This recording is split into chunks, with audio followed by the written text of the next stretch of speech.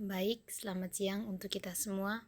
Perkenalkan, nama saya Margareta Rinalda Langobelen, mahasiswi dari jurusan Sosiologi, Fakultas Ilmu Sosial dan Ilmu Politik, Universitas Nusa Cendana.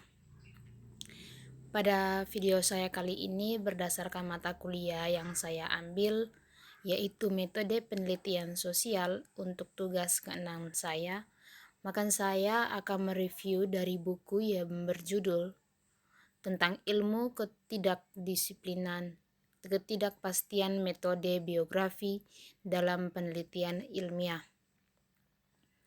Langsung saja untuk bab satunya, yaitu metodologi sosiologi sebagai teknik mendengarkan sifat dan tak terduga perilaku manusia. Catatan-catatan yang dikumpulkan dan diterbitkan secara anumerta dengan judul Filosofi Neuva Sendal menyarankan untuk kita merekam menit demi menit pada hari manusia biasa. Kemudian juga mengusulkan untuk memperpanjang rekor ini setiap hari selama 1 tahun dalam kehidupan. Mengapa? Karena dalam catatan ini jelasnya di mana kita harus segera melihat beberapa kesamaan dan juga perbedaan. Mengapa kita harus menemukan kesamaan seperti itu? Apa yang mungkin menjadi penyebab perbedaan itu? Di sini kita harus menemukan kemiripan karena orang yang paling beradab memiliki keinginan yang berkala. Semakin seseorang beradab, maka semakin banyak keinginan beradabnya yang berkala dari tahun ke tahun dan hari ke hari yang akan bertambah. Sendal sendiri merekomendasikan riwayat hidup kepada kita sebagai metode eksplorasi bermakna manusia.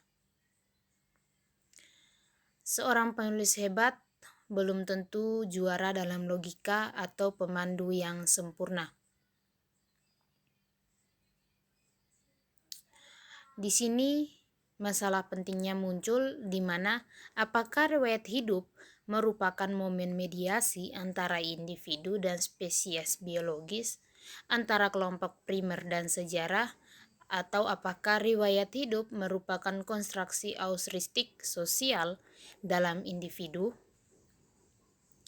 Saya telah mengatakan di tempat lain bahwa sejarah kehidupan membawa sosiologi kembali ke argumen dalam beberapa sifat naturalistik. Autobiografi menyebabkan tuntutan yang bermakna dan tendensial untuk merobos dari lahar mentah perilaku yang tak terdiferensiasi. Charlotte de Lewis memahami poin kritis penting ini dengan sangat baik, di mana ia mengatakan bahwa sejarah hidup adalah sejarah alam dan sejarah alam berkaitan dengan fakta-fakta yang bermakna secara perkembangannya. Berikutnya mengenai waktu dan skema konseptual.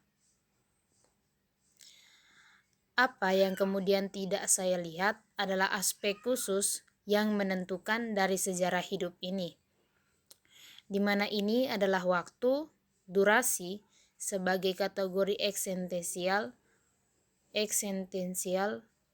prasyarat evolusi. Tampak bagi saya bahwa seluruh makna sosiologi sebagai pemahaman manusia dan perbuatan. Nyatanya saya tidak sepenuhnya memahami secara kritis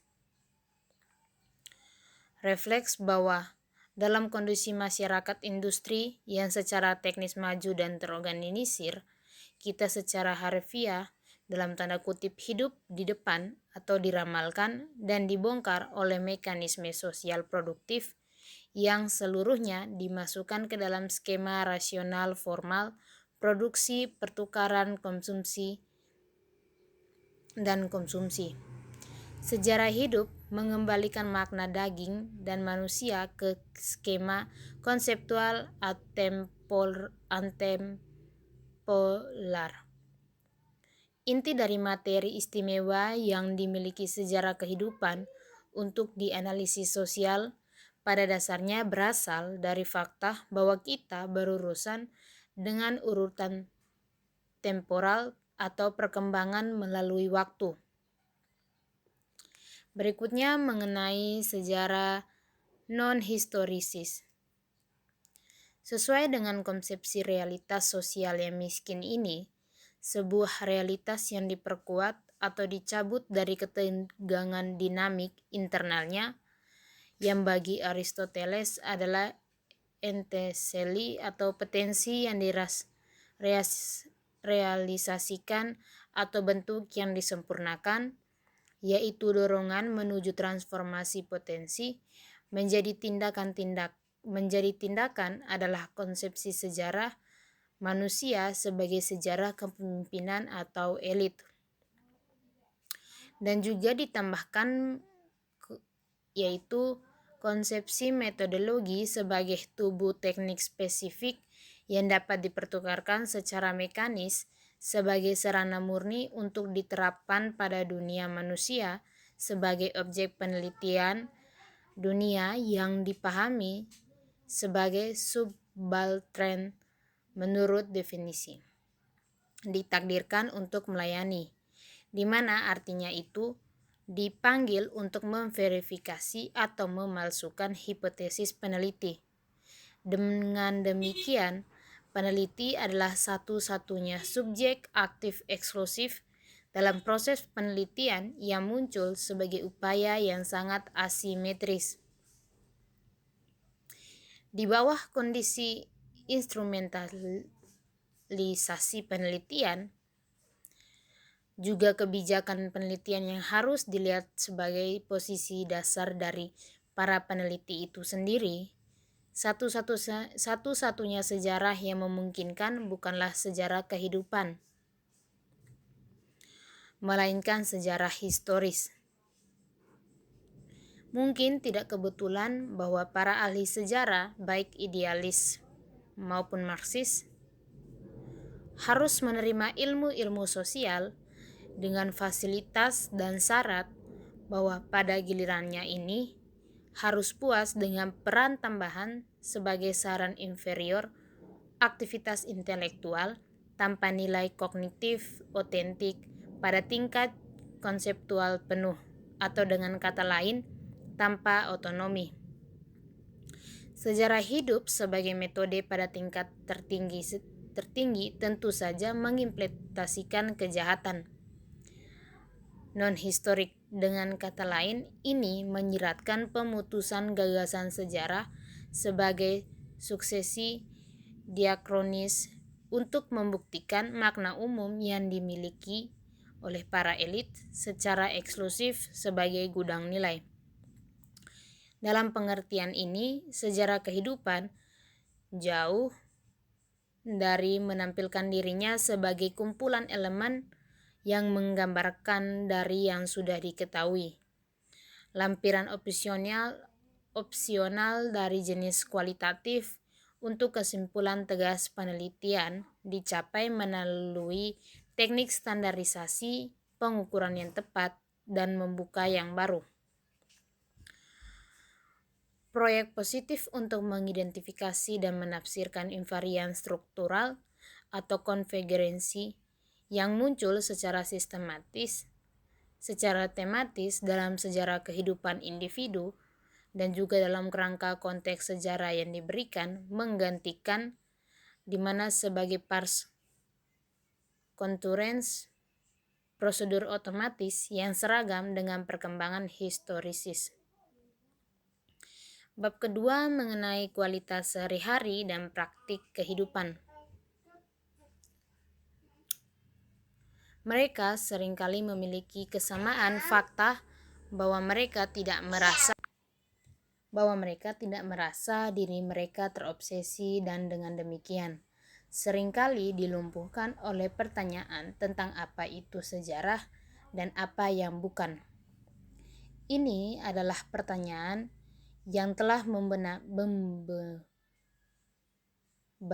selama beberapa dekade oleh para tradisi grafik historisme yang dengan sangat jelas menunjukkan kegelisahan untuk melestarikan dalam segala masa konsepsi dan praktek penelitian sejarah dalam istilah yang ketat dari sejarah elit, politik, dan intelektual luar.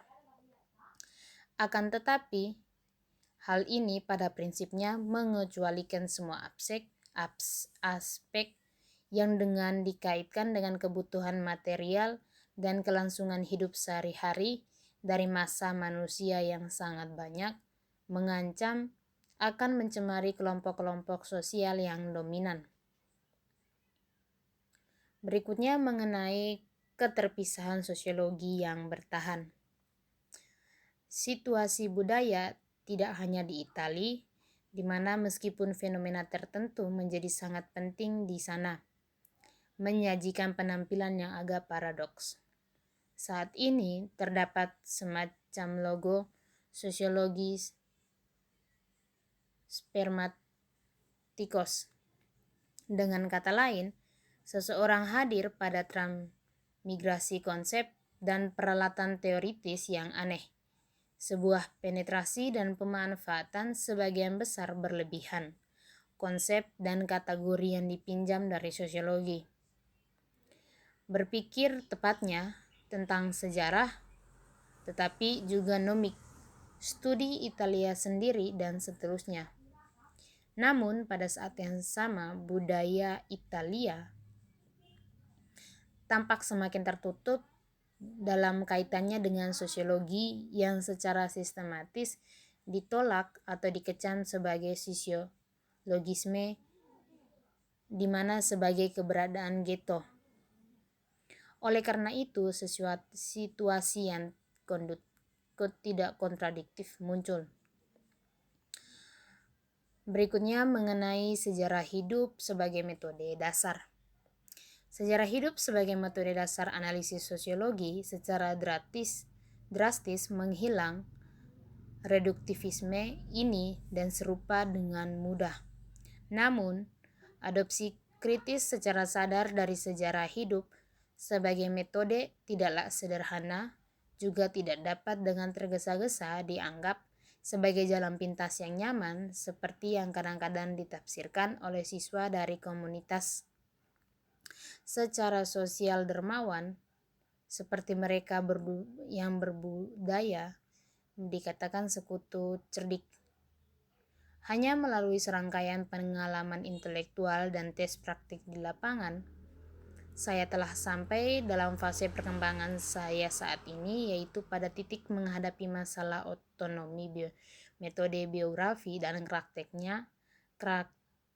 karakternya yang menentukan di masa depan penelitian dalam ilmu sosial. Berikutnya mengenai biografi dan konteks.